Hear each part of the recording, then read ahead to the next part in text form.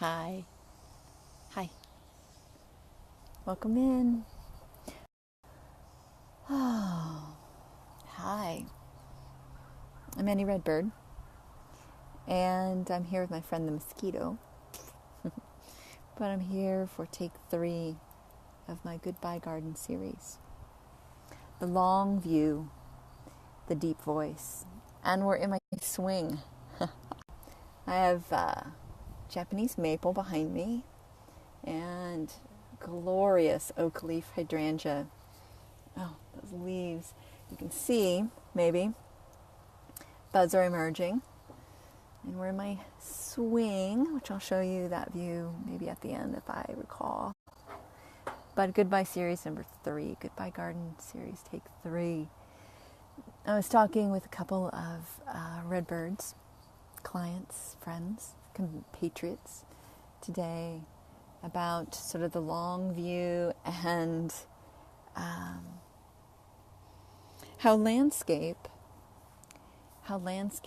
earth, mosquito, nature, really, for many of us, helps us express our voices. And I do think that that's what design has been for me. It's a way to use a voice, to express a voice. So not so much my garden here, it's not been about a style, ever. It's about a voice. And how important that is. You know, the voice of expressing how I want to be, who I am. And that is the deeper voice, right? The voice that says, I need to recover. I need time to celebrate.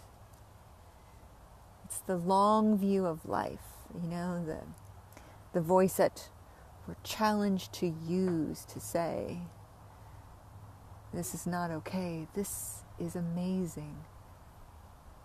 And that's this wonderful thing that connects us all. And I think about that from this particular perspective, right? I think about that, and I think about how this garden has helped me express my voice. I was sharing with my friend Annie. I think I liked her the moment I knew her name. I was sharing with her the Redbird story.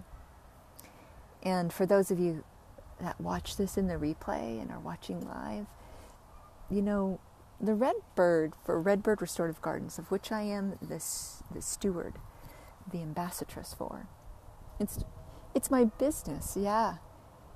It's my calling, more so. It is that which I feel I'm here on the planet to bring about, to give Redbird a voice, and to give Redbird an expression. So when I was in kindergarten, I was assigned a project, a coloring project.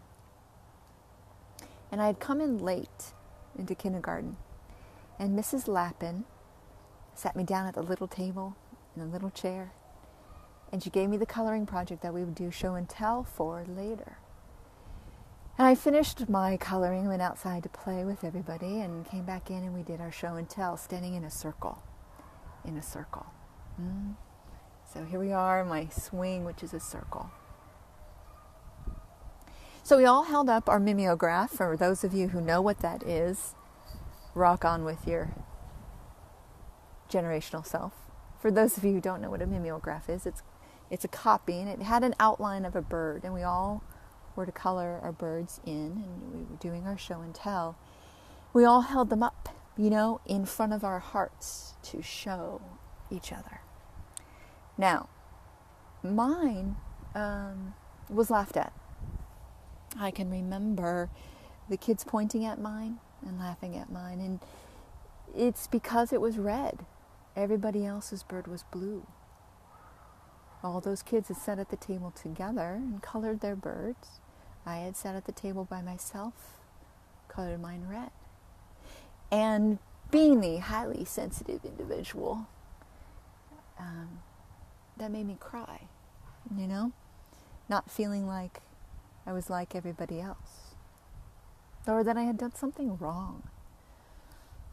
And Mrs. Lappin, I remember her putting her hand on my shoulder and whispering with her voice, her powerful voice, you know, Annie, it's okay. There are red birds too.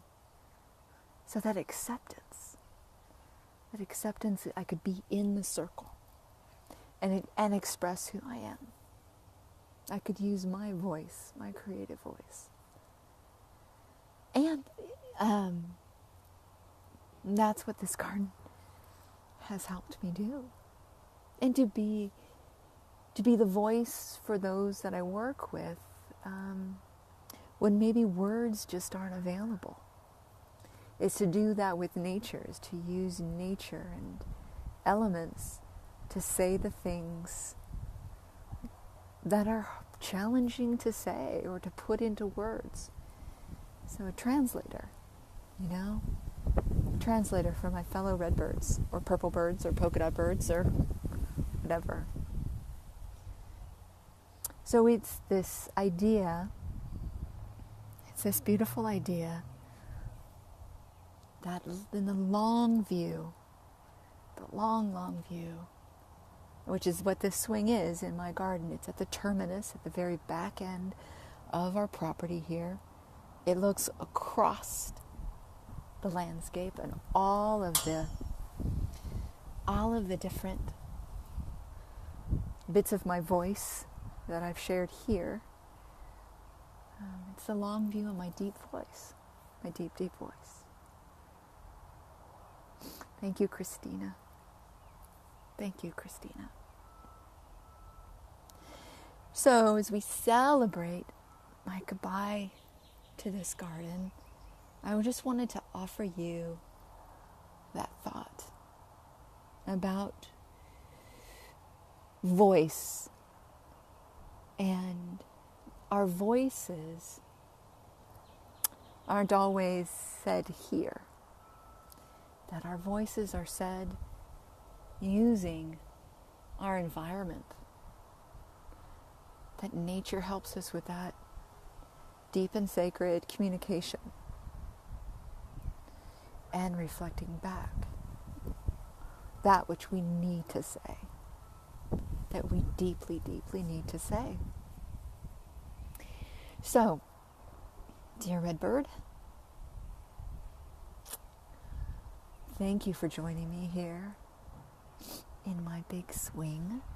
I'm going to stand up and give you a better view of it. There it is behind me. Oh, I so love that space. So love that, you know, and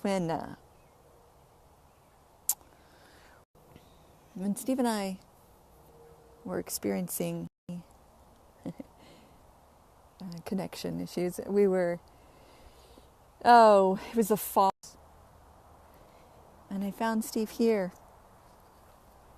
in this circle. He was doing his own recovery from an adoption miscarriage that we had experienced. And he was in his plaid shirt. It was a beautiful fall day, and it was just, you know, sort of poetic. So that circle has meant so much to us in life and landscape. I do love that. All repurposed materials, you know, that whole idea. Darn good sort of comfort there. And have this long view and to figure out how they want to express their voice. So, until next, please continue to take good care of your precious selves. And I will see you again. So, until next.